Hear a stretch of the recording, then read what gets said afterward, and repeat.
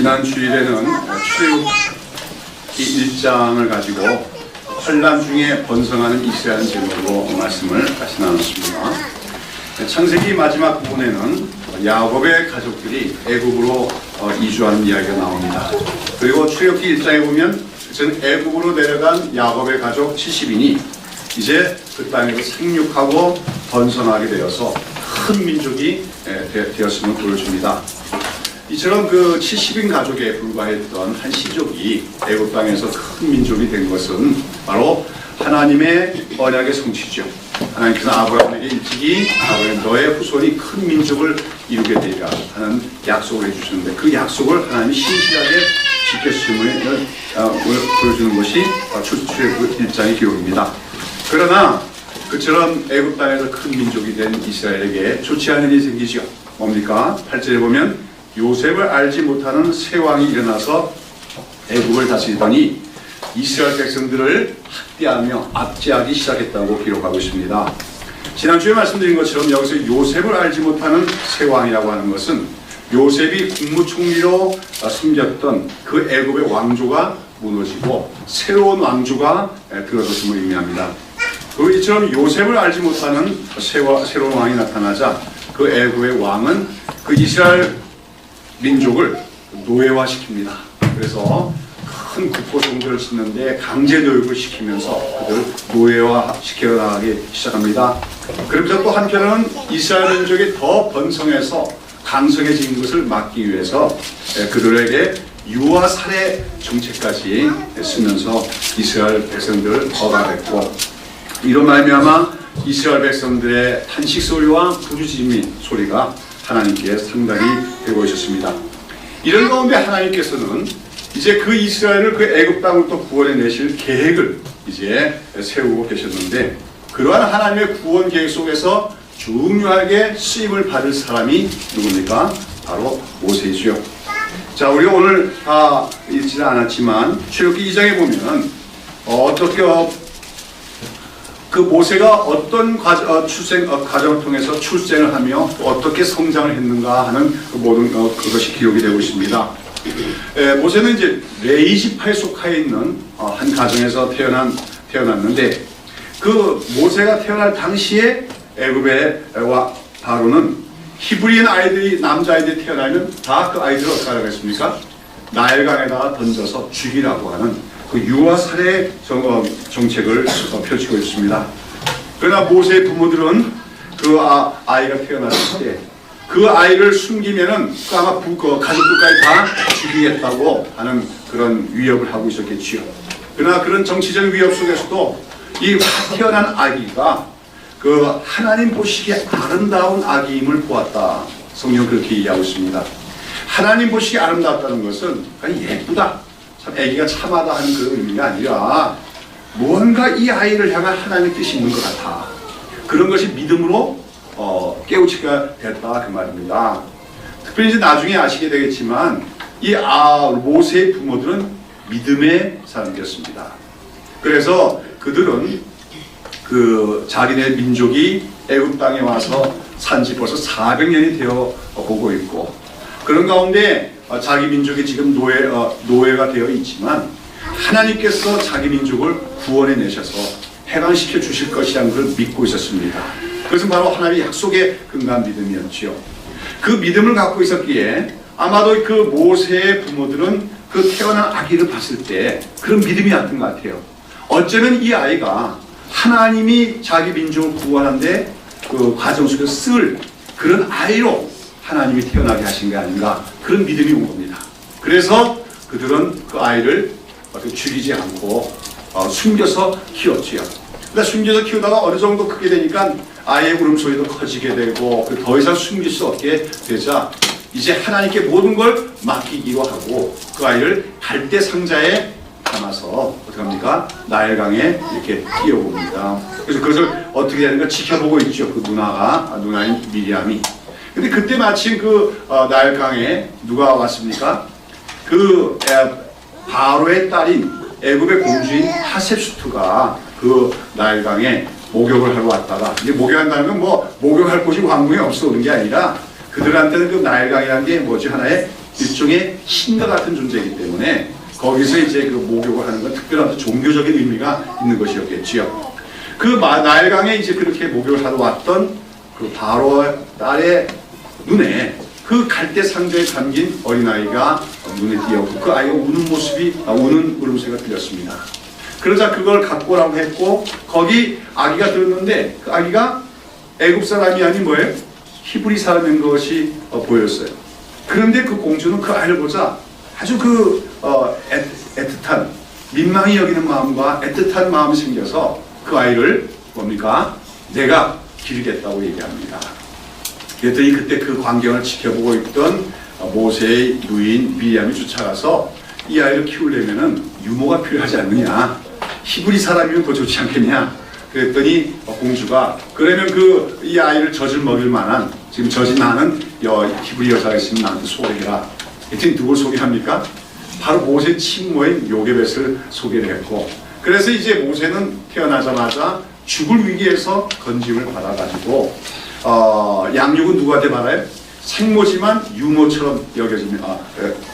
유모라고 하지만 생모인 요게벳에게 젖을 먹고 자라게 됩니다.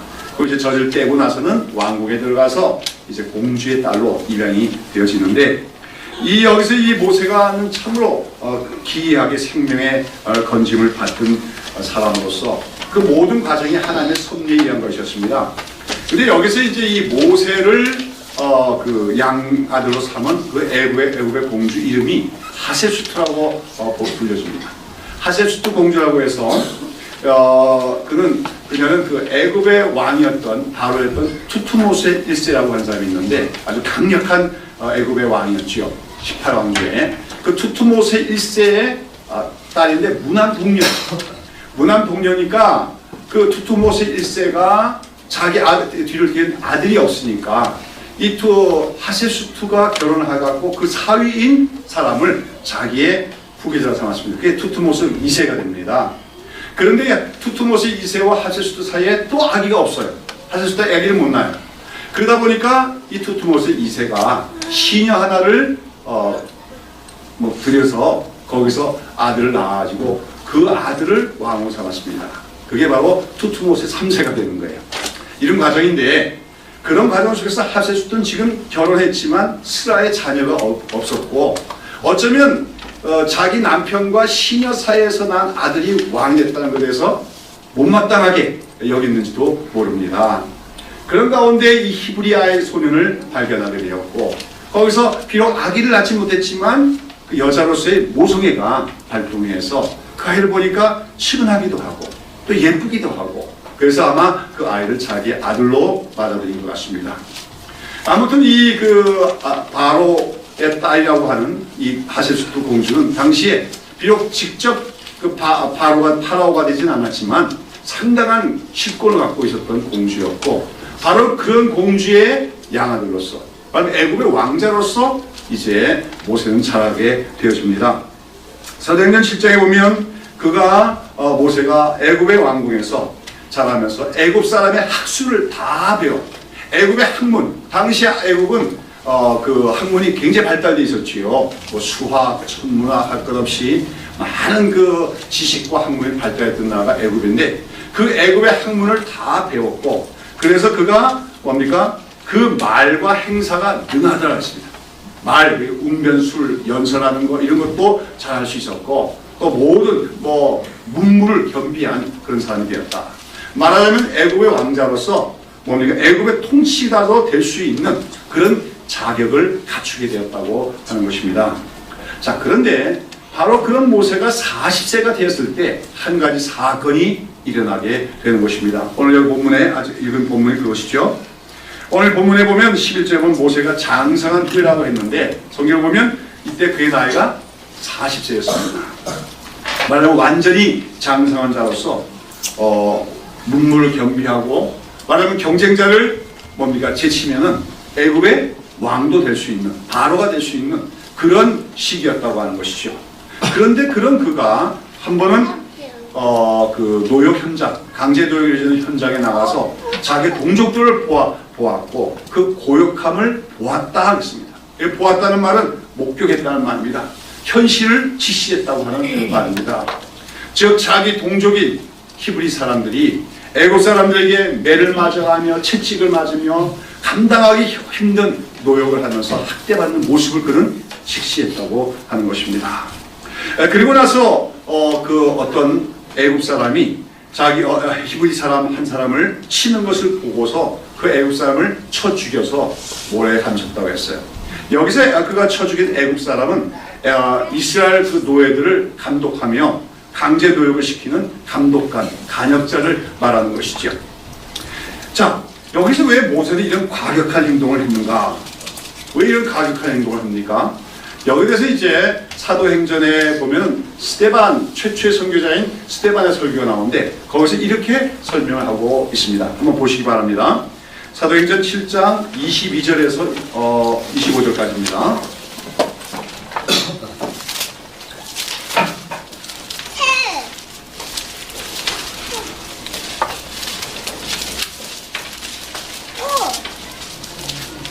자, 다 같이 읽어봅시다. 모세가 애굽 사람의 학술을 다 배워 그 말과 행사가 능하더라. 나이 40이 되매 그 형제 자손을 이스라엘 자손을 돌아볼 생각이 나더니 한 사람의 원통한 일 당함을 보고 보호하여 압제받는 자를 위하여 원수를 갚아 애굽 사람을 쳐 죽이니라.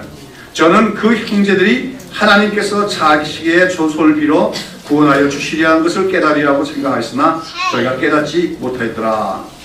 자, 여기 보면 모세가 그 애굽 사람을 쳐 죽인 것이 순간적으로 무슨 감정이 울컥해서 순간적으로 충동적으로 벌인 행동만은 아니었다는 것을 얘기하고 있습니다. 그는 그 자기 동족들이 강제 노역장에서 학대를 받으며 극심한 노동하는 걸 보며 마음이 아팠다 그거죠. 그러면서 자기 자신이 거기 보면 나이 40년에 형제 이스라엘 자손을 돌아볼 생각이 나더니 이때 벌써 그는 생각이 뭐였습니까?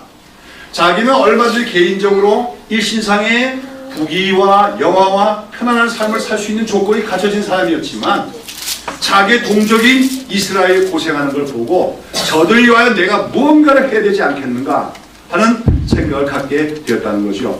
그러다가 어느 날 그 노동 현장에 나갔더니 한 사람의 원통한 일 당함을 보고 압제받는 자를 위하여 원수를 갚아 애굽 사람을 쳐 죽였다 했어요.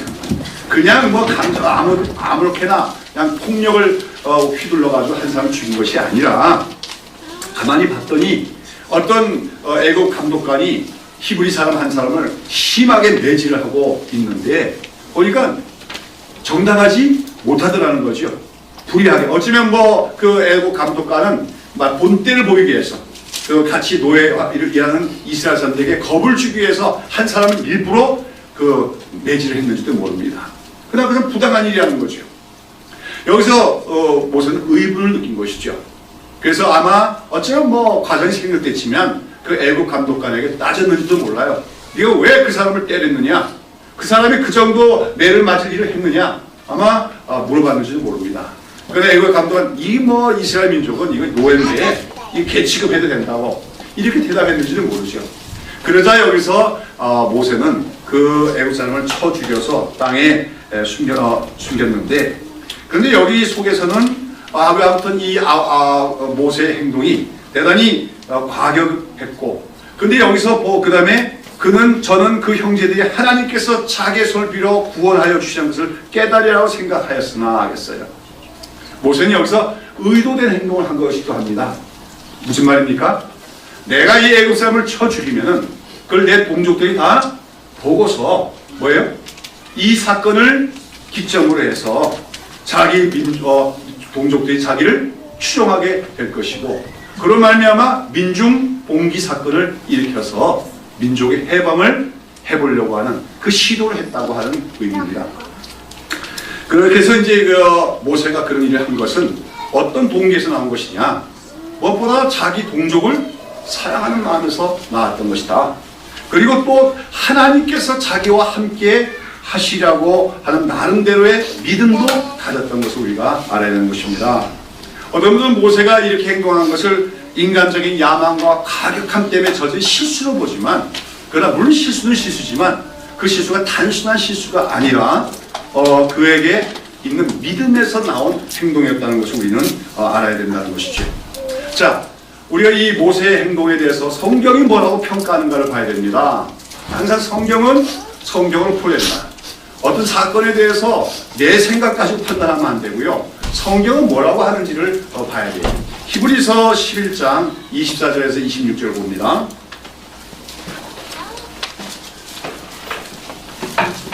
히브리서 11장 24절에서 26절.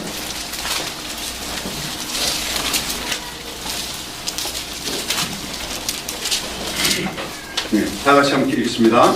믿음으로 모세는 장성하여 바로의 공주의 아들이라 칭함을 거절하고 도리어 하나님의 백성과 함께 고난받기를 잠시 죄악의 낙을 누리는 것보다 더 좋아하고 그리스도에 하여 받는 능력을 애굽의 모든 보화보다 더 큰 재물로 여겼으니 이는 상주심을 바라봅니다.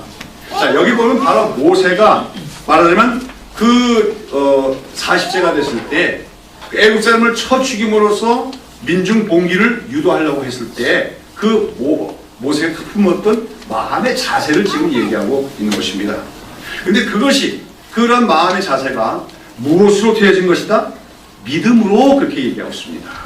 히브리서 기자는 비록 모세의 행동에 나중에 제가 다 설명해드렸습니다만 인간적인 과격함도 있었고 인간적인 야심도 있었고 또 하나님보다 앞장서려고 하는 성급함도 있고 여러 가지 결점이 있는 건 사실이에요.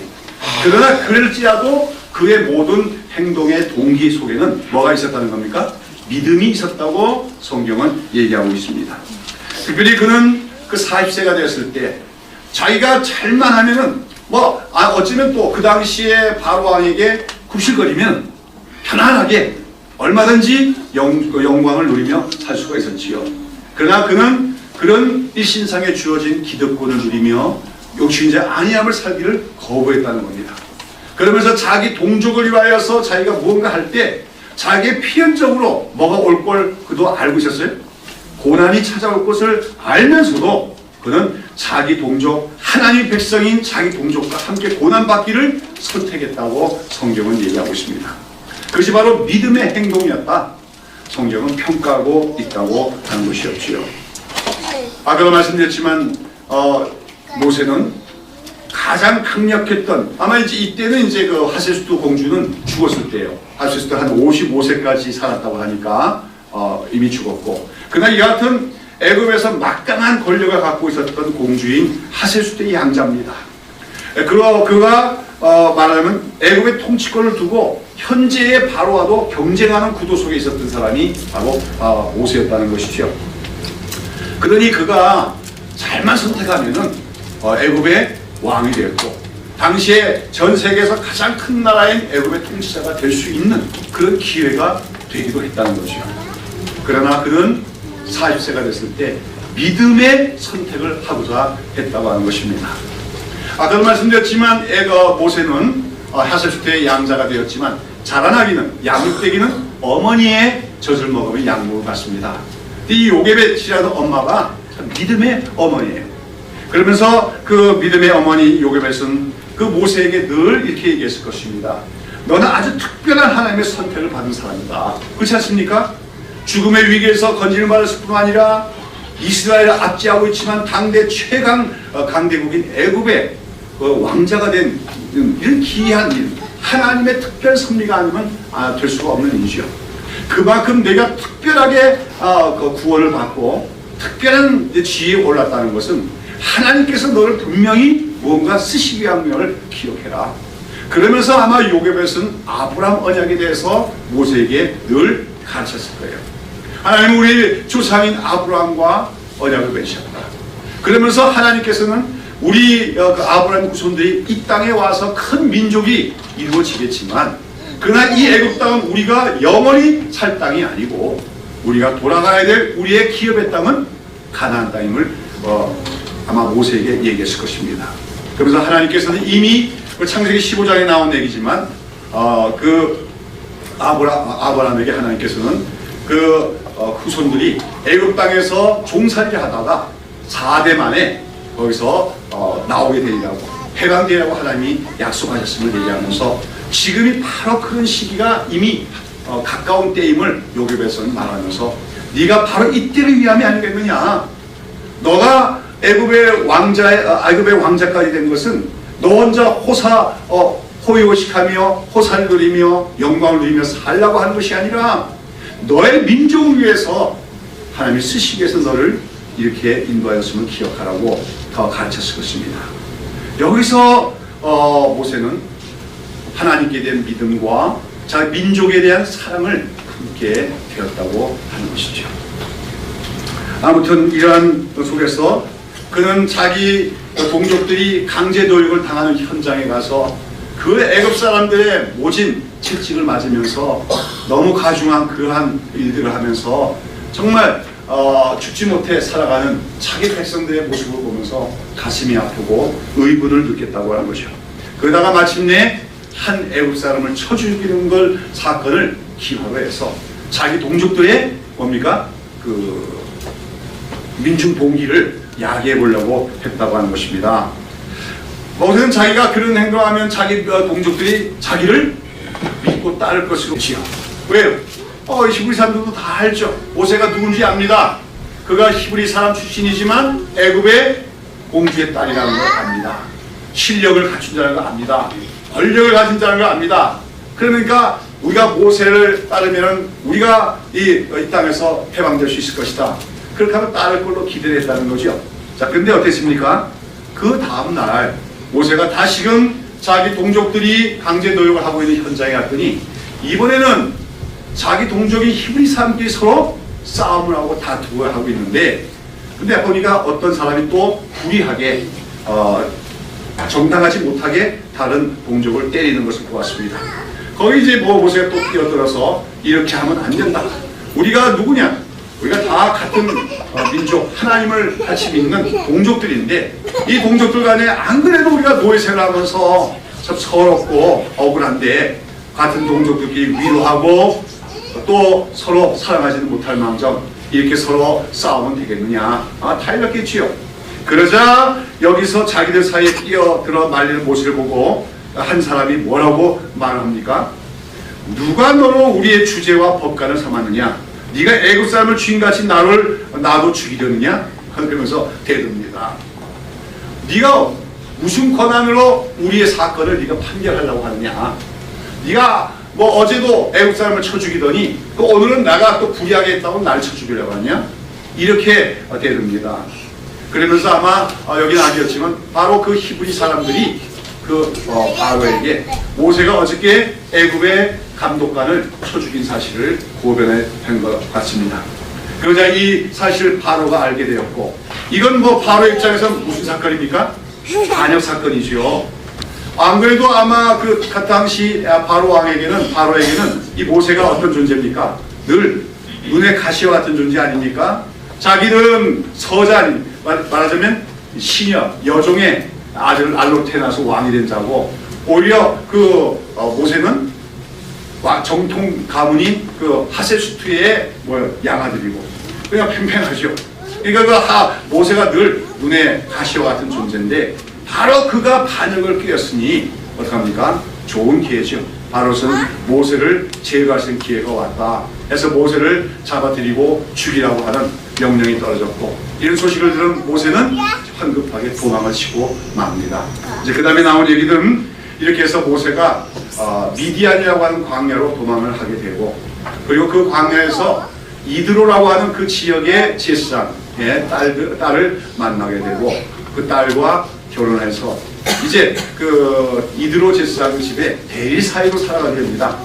그래서 40년 세월 동안에 이드로 장인 집에 양떼를 돌보는 목동의 생활을 하게 되어지는 것이죠. 자, 여러분, 아까도 말씀드린 것처럼 모세는 왜 그러면 이런 행동을 하다가 실패로 돌아가게 되는 것입니까? 아까도 말씀드린 것처럼 성경은 그런 그의 행동이 단순히 인간적인 열정이나 야맹에서 나오는 것만은 아니라고 성경은 평가합니다. 그러니까 사도행전에 나오는 평가나 히브리 평가를 보면 오히려 그가 애굽 사람을 쳐 죽인 그 행동 배후에는 믿음의 동기가 있었음을 분명히 성경은 얘기하고 있다고 하는 것이죠. 그러나 그럼에도 불구하고 그의 시도가 실패로 들어간 것은 아직도 그의 믿음이 온전한 믿음이 아니었고, 그 다음에 그의 방법이 올바른 방법이 아니었다는, 그리고 또 그때가 아직 하나님의 때가 아니었기 때문이라고 얘기할 수가 있습니다. 아마도 모세는 그때 자기가 거사를 일으키는 그때가 하나님이 이제 함께 하실 때다, 하나님이 나와 함께 하실 것이다, 내가 하면은 하나님이 함께 해주실 것이라고 그렇게 생각을 했습니다. 그러나 그런 모세의 행동은 친히 하나님의 일을 이루시는 하나님의 섭리와 하나님의 방법을 아직도 이해하지 못하는 인본주의적인 생각이 그 안에 있었다고 할 수가 있다고 하는 겁니다. 자, 오늘 여기 본문에 보면 모세가 서로 싸우고 있는 히브리 사람들을 말리자 그 한 사람이 모세를 공격하면서 한 말이 무엇입니까? 뭐라고 합니까? 누가 너로 우리의 주제와 법관을 삼았느냐? 어떻게 보면 참 싸가지가 없어요. 지금 모세가 왕자라고 하는 그 기득권까지 포기할 생각을 가지고 자기 동족들을 돌아보려고 지금 그렇게 하는 거 아닙니까? 그럼 모세에게 고맙다고 얘기해야죠. 그런 모세에게 니까지 게 뭔데 우리의 주제와 법관 노릇을 하려고 하냐? 이렇게 대들고 있습니다. 나까지 죽이려고 하느냐? 굉장히 모세의 진정성을 모독하는 그 싸가지가 없는 언사라고 할 수도 있습니다만은, 그러나 그 말 속에는 비록 그가 한 말이지만 그 속에는 어쩌면 모세를 향한 하나님의 책망이 담겨있는 말이기도 했다 할 수가 있습니다. 하나님께서 말씀했다고 생각해 보십시오. 모세야, 누가 너로 그들의 주제와 법관을 삼았느냐? 하나님은, 물론 하나님의 예정 속에서 모세는 장차 이스라엘의 지도자가 될 그런 하나님의 계획이 있었습니다. 그러나 아직은 아닙니다. 아직은 하나님 부시지도 않았고 그에게 뭡니까? 지명을 하지도 않았다고 하는 것입니다. 그럼에도 불구하고 모세는 마치 그들의 주제와 법관이라도 됐냐 행동했던 것은 뭘 믿었기 때문입니까? 자기 인간적인 배경과 인간적인 실력을 믿었기 때문이죠. 내가 이만한 배경을 갖고 있고 내가 이만한 지식과 이만한 실력을 갖고 있다면 내가 이스라엘 지도자가 될 수 있지 않겠느냐. 그렇죠? 너희 내 백성, 이 백성이 나를 따라올 만한 자격을 갖추지 않는가 하는 인간적인 자만심이 있었다고 하는 것입니다. 비록 모세의 행동은 성경에서는 전반적으로는 그의 행동이 믿음에서 나온 행동이었다 칭찬을 하고 있지만 그 믿음은 아직까지 불완전한 믿음이었습니다. 그리고 불완전한 믿음 속에서 그는 아직 하나님의 때도 아닌데 하나님보다 앞서서 자기가 무언가를 하려다가 실패를 하고 말았다고 하는 것입니다. 여러분, 우리가 여기서 알아야 될 것이 있어요. 그것은 뭐냐면 믿음이란 무엇이냐면 우리가 하나님보다 앞서서 행하려고 하지 않는 것이 믿음입니다. 어떤 사람은 합시다, 갑시다, 나가자 외치지, 잘 외치죠.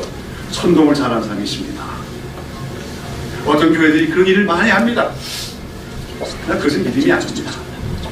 믿음은 하나님을 쫓아가는 것이고 따라가는 것이지 하나님보다 앞서서 우리가 행하는 것이 믿음은 아님을 기억해야 되는 것입니다. 다음으로 모세는 그의 모세의 행동과 실패는 아직도 이스라엘을 구원하시게 하는 하나님의 섭리와 경륜 속에서 하나님의 때가 아직 이르지 않았음을 모세가 몰랐기 때문에 하는 것을 알아야 됩니다. 여러분, 하나님의 일은 하나님이 하십니다. 그리고 하나님의 일에는 반드시 하나님의 때가 있기 마련입니다. 하나님의 때가 있어요. 영어로 있는 타임인데 적당한 때가 있어요. 그래서 하나님께서는 어떤 일을 이루심에 있을 때 사람들에게 약속하십니다. 내가 그 일을 이루리라 약속하시지만 그 일을 이루심에 있어서는 반드시 정확한 시점에 그 일을 이루신다는 거죠. 그런데 우리 인간들의 관점에서 보면 그 하나님의 때가 어때요? 너무 더디게 올 때가 많다는 것이요. 이쯤이면 지금은 하나님이 역사하실 때가 아닌가 우리는 생각하지만 아직 아닐 때가 많다고 하는 것입니다. 그러나 그 하나님의 시계는 천천히 돌아가는 것 같아도 완벽하게 돌아가고 있음을 우리는 기억해야만 하는 것입니다. 당시 이스라엘 백성들은 고난과 역경 속에 살고 있었습니다. 그들의 부르짖음과 탄식 소리를 하나님이 듣지 않은 것이 아닙니다. 그런 가운데 그러나 아직까지 하나님의 때는 되지 않았다는 것이요. 하나님 그 애굽 땅과 그 바로를 심판하실 때가 아직 되지 않았고 아직도 이스라엘 백성들이 구원을 받아서 가나안 땅에 들어갈 그 적절한 시기가 아니었기에 하나님은 그들의 탄식 소리가 부르심을 들으면서도 아직까지 관망하고만 계셨다고 하는 것입니다. 그러나 하나님의 때에 대해서 모세는 깊이 생각하지 않았습니다.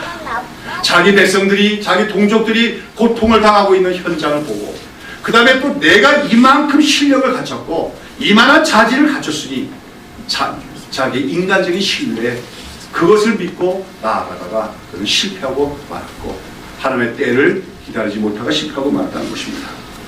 자, 여러분, 하나님의 일에는 하나님의 때가 있음을 기억하는 우리가 되기를 바랍니다.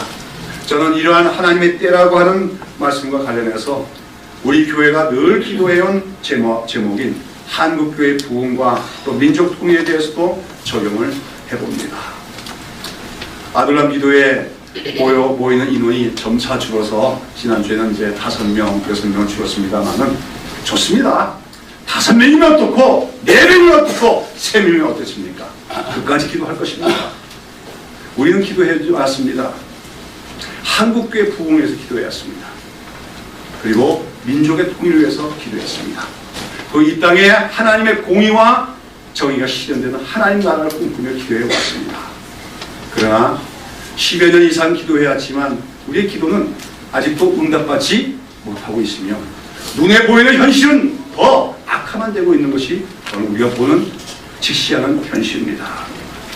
오늘날의 한국교회는 비참할 정도로 무너져가고 있습니다.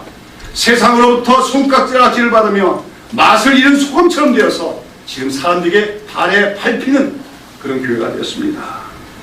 이러한 교회를 회복하고 새롭게 하는 길은 오직 성령님이 하늘로부터 임하시는 것밖에는 없습니다. 성령님이 오셔야 됩니다. 성령이 오셔야 됩니다.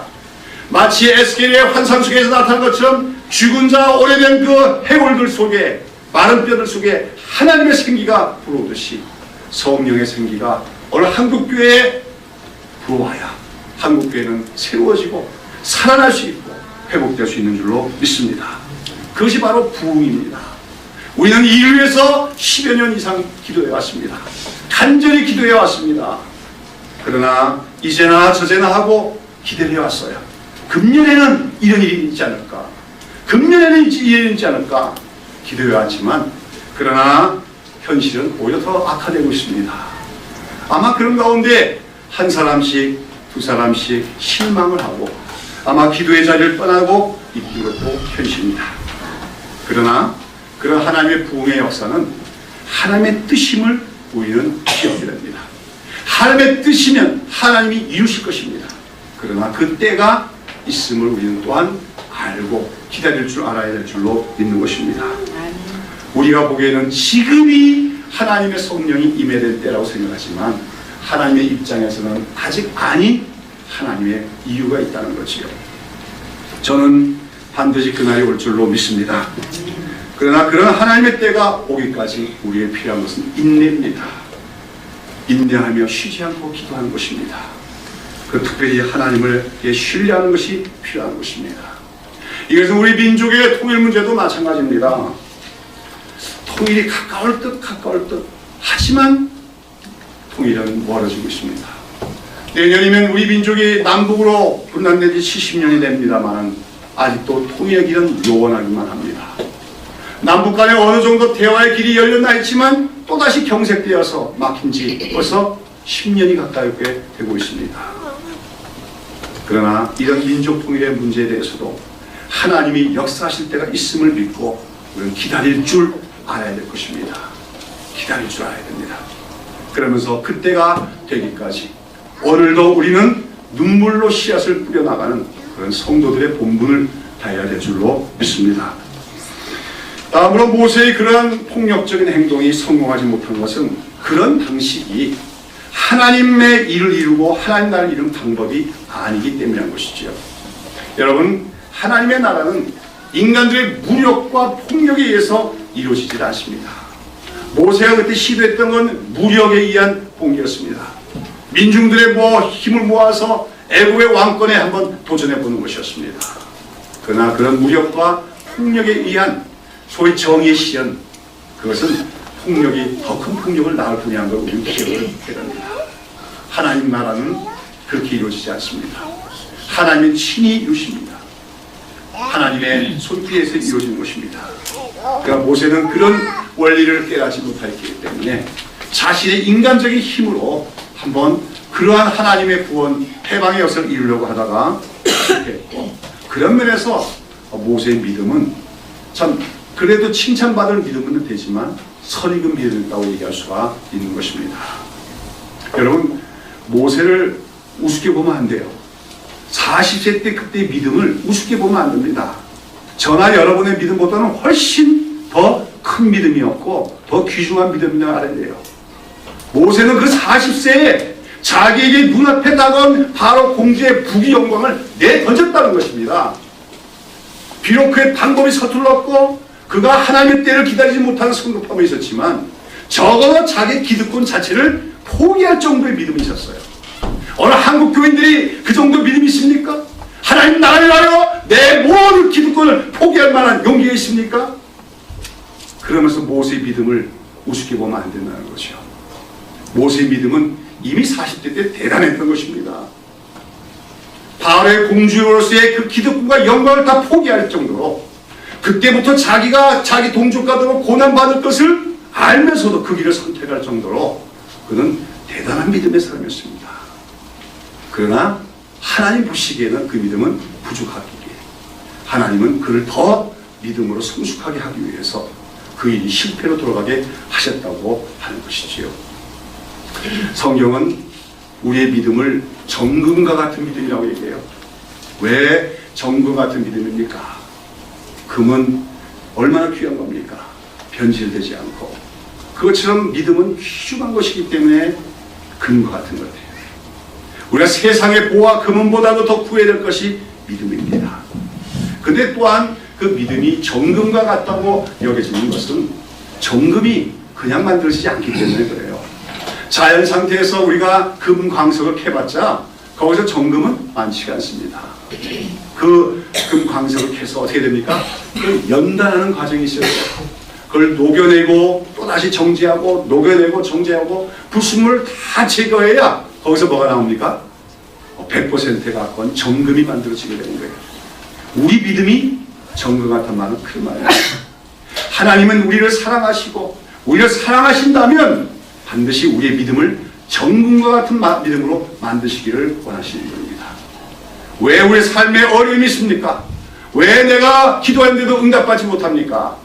어떤 사람은 기도하다가 응답받은 것만 간증하는 그런 교회와 신자가 많지만 그렇지 않습니다. 기도하는데도 응답되지 않는 게 더 많습니다. 기도하는데도 역경이 더 많아질 때가 많습니다. 그것을 통해서 하나님은 우리의 믿음을 재련하십니다. 정금과 같이 뽑아내시고 계십니다. 그것을 알고 그 하나님의 손길을 따라 나의 믿음을 더 성숙하게끔 연단시켜 나가는 것에 힘쓰는 성도들이 되어야 될 줄로 믿습니다. 다음으로 모세의 거사가 실패로 돌아가지 않았던 또 하나의 이유는 믿음과 더불어 그의 인격이 아직까지 성숙하지 않았기 때문입니다. 하나님은요, 하나님의 일을 이루시면서 하나님의 사람들을 쓰십니다. 근데 그 하나님의 사람은 그릇과 같아서 하나님 보시기에 충분히 성숙한 그릇만이 하나님이 온전히 쓰실 수가 있는 겁니다.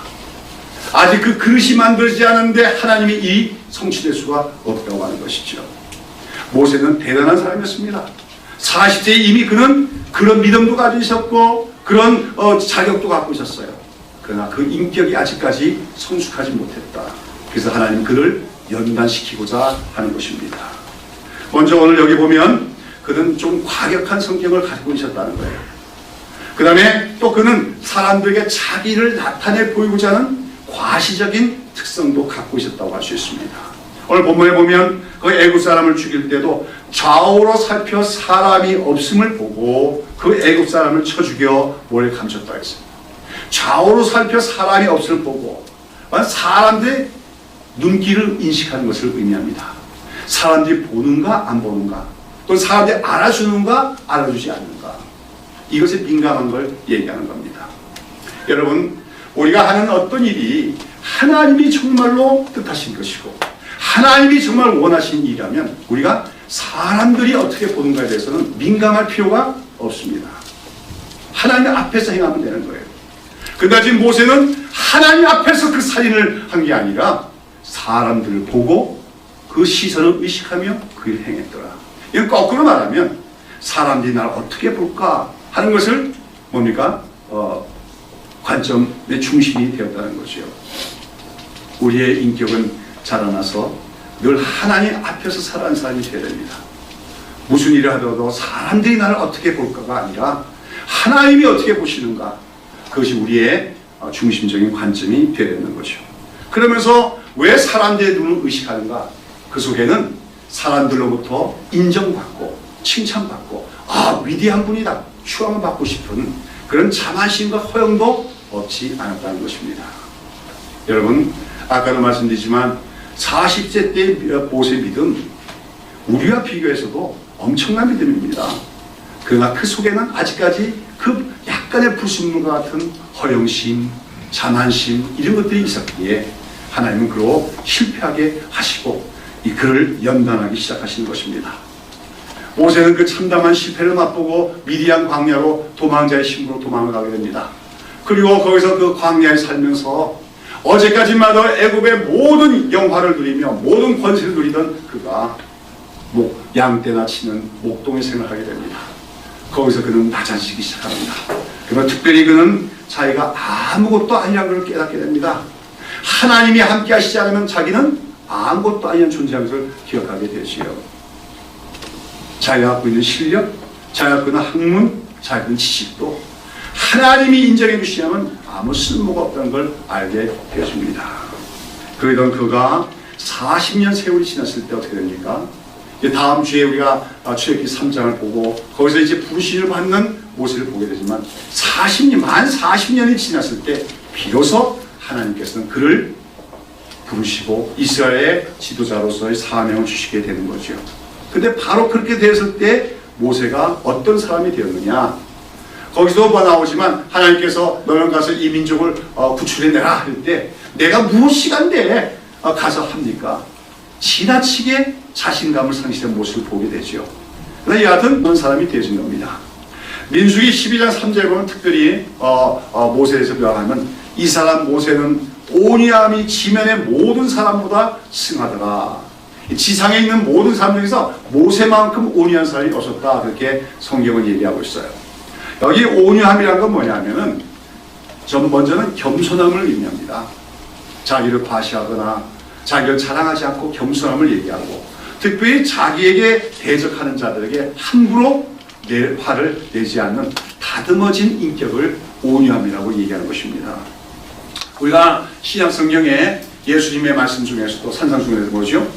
온유한 자가 복이 있나니 저들이 기업을 받을 것이요 했어요.